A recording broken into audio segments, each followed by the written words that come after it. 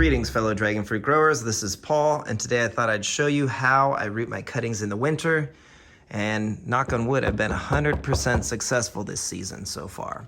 Now, I was using distilled water, but now I'm just using my tap water, and I'm letting it sit out on the heating pad for a few days to let the chlorine dissipate. I've tried using glass mason jars. These ones work really well. Although that one should be straighter. I'll fix that later. But you can see this baby Serrato has a prolific amount of roots on it. Look at that. So it's doing just fine. And in fact, in pure water, in fact, it's actually got some new growth here, see it? And it's not even under the grow light. Now I do leave this grow light on for 24 hours a day, 7 days a week, and it's just some cheap one my friend gave me. It works just fine. I do have some somatic graphs in here, you can see. That one's successful. Both of these are, but this one, the natural mystic side has rotted. So it very well could just be a 6S, but either way it's fun to experiment and see. I do regret doing that graft in the fall. I would prefer to, I'm gonna do more in the spring.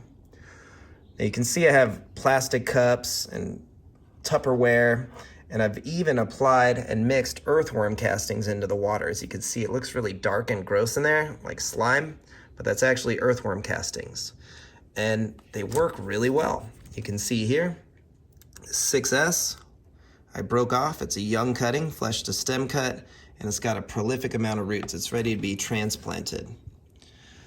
So all in all, it's just been a great season. Here you can see some more roots coming out on this total eclipse, which I'll explain more about the story of this plant in the future. It's actually a California rare fruit growers variety, I believe, but we'll tell you more about it soon.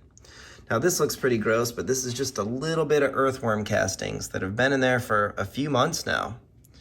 And I'm not getting any rot, and these cuttings just keep growing and sprouting and new roots and doing fine. Now I think it's key to have a temperature controlled thermostat. Now you can see it's a little cold on this right now. The temperature is cold, and it's because it's about 65 degrees in the garage. Now, when it warms up, it's generally gonna be set to 85 degrees, and it will be 85 degrees most of the day.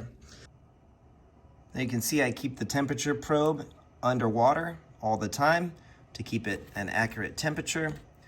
And I'm just getting so many roots. It's just been great. So this combination of a grow light and a heating pad has just been awesome. You can see this Jade Red even thinks it's spring. So getting lots of new growth even above the grow light. Here's one of my seedlings that I had removed from a graft. It's really long, about 3 or 4 feet, and this thing is rooted as well, despite being a young branch.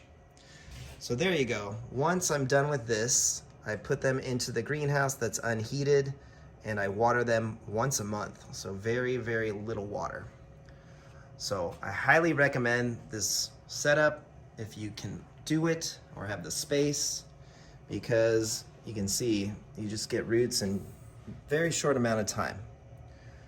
All right, well, give us a like and a subscribe. Thanks for your time. Have yourself a wonderful day, and hopefully you can get some rooted cuttings soon.